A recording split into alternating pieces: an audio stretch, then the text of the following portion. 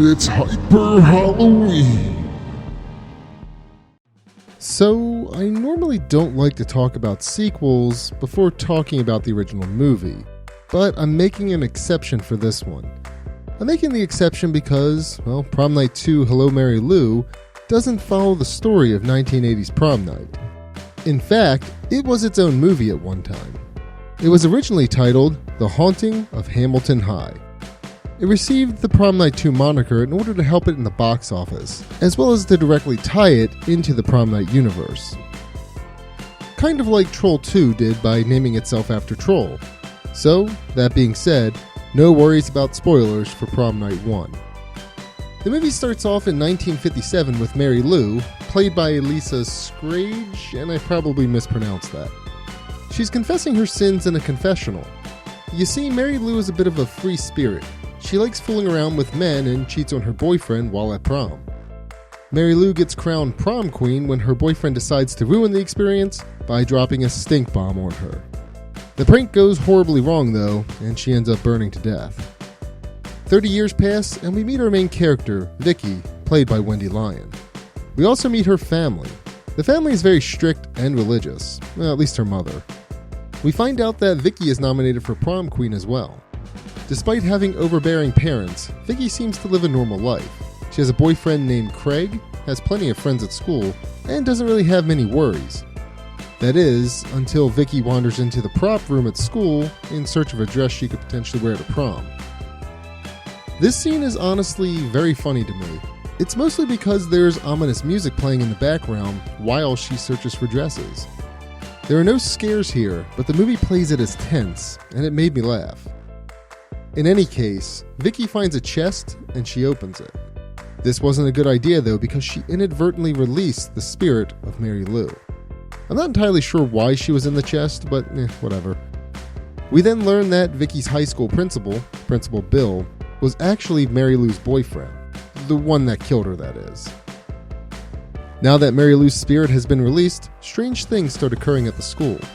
She breaks things in the principal's office and goes after students that mess with her belongings. Later in the evening, Jess, one of Vicky's friends, finds Mary Lou's prom queen tiara. She begins to remove the gemstones from the tiara. Ghostly things start happening around Jess, and she's eventually strangled and thrown through a window. Mary Lou magically fixes the tiara and settles down. A funeral is held for Jess, and Vicky wanders off after it's done. I'm not entirely sure what drove her there, but there's an intense stare down between Vicky and the gravestone. Vicky goes back to school, and we soon learn that Jess is one of the other nominees for prom queen. So, in reality, Mary Lou's spirit may have killed Jess in order to eliminate the competition, since she knew she was going to possess someone. Regardless, strange things start happening to Vicky. She starts to see bizarre things in the cafeteria, like bugs and body parts in the food. But enough about Tuesday's lunch special. She runs away and experiences similar things in the hallway. Blood comes out of the water fountain, and there's also a guy that tells Vicky that he loves her, but he calls her Mary Lou. Vicky is able to run away and snap back to reality. Later on, we also get a glimpse into Vicky's relationship with her mother. The mother is very overbearing and sets unfair rules for Vicky and isn't willing to compromise on anything. We also see the possession start to take place between Mary Lou and Vicky. At night, Vicky is seen putting on lipstick and styling her hair like Mary Lou. She quickly realizes that something is wrong and she removes the lipstick. Vicky is transported back to the horror world the next day in school. Now it's starting to look like she might be going crazy, but the principal overhears and searches for the chest. He's shocked to find that it was opened and rushes to close it. Vicky is able to go home after her episode, and her mother decides that she needs a priest instead of a doctor. Mother of the year, everyone. So she sets up an appointment with the local priest, Father Cooper. Father Cooper is actually the boy that Mary Lou was messing around with at prom in the beginning of the movie. Regardless, Vicky does talk to him and admits that she sees hallucinations about Mary Lou. His only recommendation is to pray. We then get a glimpse of more paranormal activity in Vicky's room. Her rocking horse comes to life, a drawing in her room finishes itself, and her bed sheets pin her down. These are some of the movie's coolest effects in my opinion. They honestly look awesome. The next day at school, Vicky gets detention for slapping one of her classmates. She sees "Help Me" written on the blackboard in the detention room. Again, there are more cool effects as Vicky is pulled into the blackboard. It looks like a pool as Vicky is pulled in, and it's honestly beautifully shot. At this point, Vicky is now completely possessed by Mary Lou. Vicky Lou, as I'm going to call her from now on, goes back to Father Cooper and attacks and kills him. Vicky Lou comes to school the following day dressed the way Mary Lou dressed back in her time. Vicky Lou is much more confrontational now, telling her friend to buzz off and calling everyone names. She uses her powers to mess with a perverted teacher and to go after her friend Monica in the locker room. The locker room kill is actually one of the coolest kills I've seen in a horror movie. Her friend is crushed between lockers, but the setup is phenomenal. Little Richard's Tutti Frutti is featured a lot in this movie, and Vicky Lou quotes the chorus right as the lockers crush Monica. It's just wonderfully shot and timed well, and it looks awesome. Vicky Lou then decides to hurt Vicky's boyfriend. I didn't mention it earlier, but Vicky's boyfriend, Craig, is actually the principal's son. After this, Vicky Lou visits the principal and warns him that Mary Lou is back. Later on in the film, we see her getting ready for prom, and she ends up making out with her father. Alright. But she does throw her mother through the front door, which is also pretty cool. At this point, Vicky is completely gone, and it's all Mary Lou. At prom, we see the high school harlot try to cheat her way to the crown. Vicky Lou is supposed to win, but the judge allows the whore to take her place. This sets off Vicky Lou's prom senses though, and she kills the judge through his computer. You don't fuck with Vicky Lou's tiara. The winner is of course announced as Vicky. The principal then arrives and shoots her several times. This doesn't actually stop Mary Lou though. She bursts from Vicky's chest and starts terrorizing the other students. Again, the effects here look great as Mary Lou goes from a decomposed corpse back to what she looked like before she died. Craig runs away and leads Mary Lou back to the prop room. There's paranormal stuff happening all around him, and then he hears Vicky. He lets her into the prop room and she appears to be normal, but we see that she's actually Mary Lou. The chest opens and Craig starts to get pulled inside. Principal Billy shows up with the tiara and puts it on Mary Lou's head. They kiss and Mary Lou's gravestone explodes. And then they're taken back to 1957 and shown dancing together. Presumably, Bill and Mary Lou are sucked into the chest, but Craig managed to not get sucked in. Craig then hears Vicky from inside the chest and he pulls her out. Principal Billy shows up at the end of the movie though and puts Craig and Vicky into his car. Then we find out that Mary Lou took over Billy's body and they drive off. And that's the movie. It's a fun watch, but it does take a while for the fun stuff to start. Vicky's progression to possession is a very slow burn, and I really like it.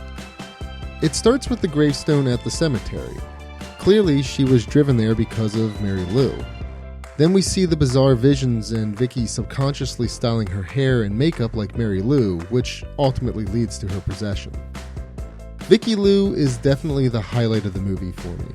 She's menacing, but also charming. Hearing her say old expressions menacingly is hilarious to me, and like I mentioned before, her using the Tutti Frutti lyrics for a kill is amazing. I want to go back a minute and talk about Mary Lou's motivation. Her main motivation is to become prom queen. Mary Lou is very vain, and seems to have become a vengeful spirit because she was robbed on becoming prom queen prior to her death. Speaking of prom, high school and prom are the main themes that ties Prom Night 1 and Prom Night 2 Hello Mary Lou together. Both movies are set in the same high school, but it's uncertain as to whether the events of the first movie take place before or after this movie.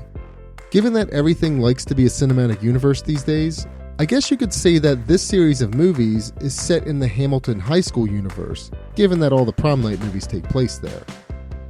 Going back to the troll reference, at least it makes sense to call Hello Mary Lou a sequel to Prom Night since there are some tie-ins.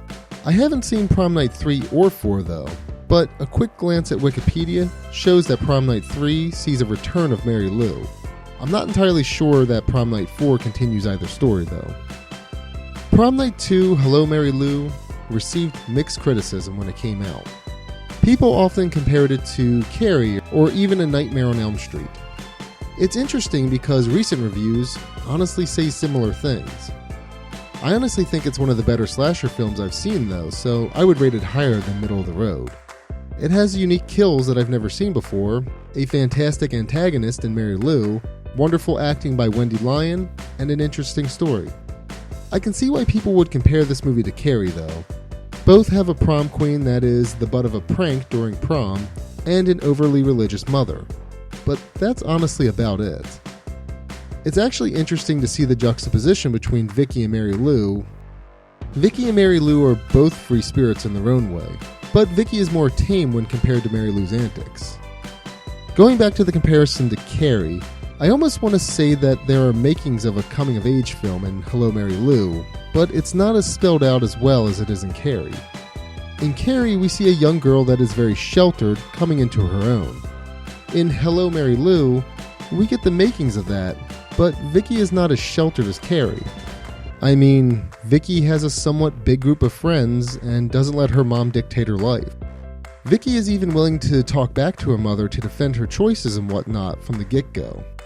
Both movies do have similar conclusions with the girls' mothers though. Like I said, there are makings of a similar plot in Prom Night 2, but not quite. As for the Nightmare on Elm Street comparison, I have no idea where that comes from. The only comparison I can make is a vengeful spirit returning and taking revenge on her assailants. Alright, so I guess I do see the comparison. But that would mean that every movie out there with a similar plot is directly comparable to A Nightmare on Elm Street. That's like saying The Crow is similar to A Nightmare on Elm Street. Sure, you can make the comparison, but it's a completely different movie. Going back to A Nightmare on Elm Street and Prom Night 2 though, Freddy doesn't possess people. Okay, at least not in the first movie. And Mary Lou is driven by vanity. Again, I just don't see any deeper connection than that one plot point. In any case, like I mentioned throughout the review, Prom Night 2 is a pretty decent 80s supernatural slasher flick. If you're looking for something in that genre, then you may enjoy Prom Night 2, Hello Mary Lou. Just try to forget about the first film if you saw it and enjoy the ride. Until then, a womp bomp a loo wop a womp bam.